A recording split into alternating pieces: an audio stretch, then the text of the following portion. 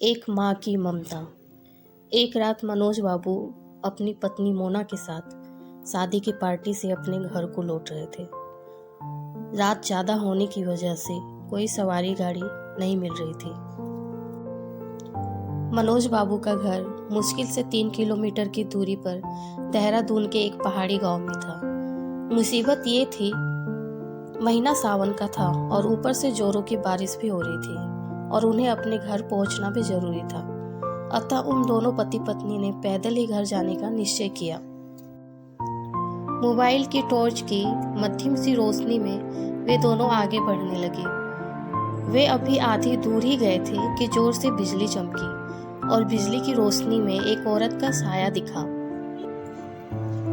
इस सुनसान सी सड़क पर रात के अंधेरे में अकेली औरत को देखकर उन्हें डर लगा और मन में तरह तरह के विचार आने लगे कि कहीं कोई ये भूत तो नहीं। खैर, जो भी हो देखा जाएगा। ऐसा सोचते हुए उन दोनों ने अपने कदम आगे बढ़ा दिए, लेकिन बिजली अब बार बार लगातार चमकने लगी थी और उस बिजली की चमक में वो औरत दूर से ही साफ साफ दिख रही थी। वो औरत उन्हें रोकने का इशारा कर रही थी। उसे देखकर मनोज बाबू की पत्नी की तो हालत खराब हो रही थी, लेकिन मनोज बाबू को अब लगने लगा कि ये औरत शायद कोई मुसीबत में है। मनोज बाबू जब रुके तो वो औरत उनसे हाथ जोड़ते हुए बोली, भाई साहब प्लीज़ मेरी मदद कीजिए। तेज बारिश और पहाड़ी ढलान होने की वजह से मेरी गाड़ी का एक्सीडेंट हो गया है। मेरी गाड़ी इस पहाड़ी ढलान से नीचे गिर गई है। उसमें मेरी 1 साल की मासूम बच्ची है। प्लीज़ आप दोनों उसे बचा लीजिए। इतना कहते हुए वो औरत आगे आगे चलने लगी और ना चाहते हुए भी मनोज बाबू अपनी पत्नी के साथ उस अजनबी औरत के पीछे पीछे चलने लगे। लेकिन एक अनजाने भय से उन दोनों का दिल जोर जोर से धड़क भी रहा था। जैसे ही वे दोनों पहाड़ी से नीचे उस गाड़ी के पास गए तो उन्होंने देखा कि गाड़ी में एक प्यारी सी मासूम बच्ची रो रही है। मनोज बाबू ने बच्ची को गाड़ी से निकाला तो पाया कि बच्ची बिल्कुल ठीक है। मनोज बाबू ने उस बच्ची को अपनी पत्नी की गोद में दे दिया।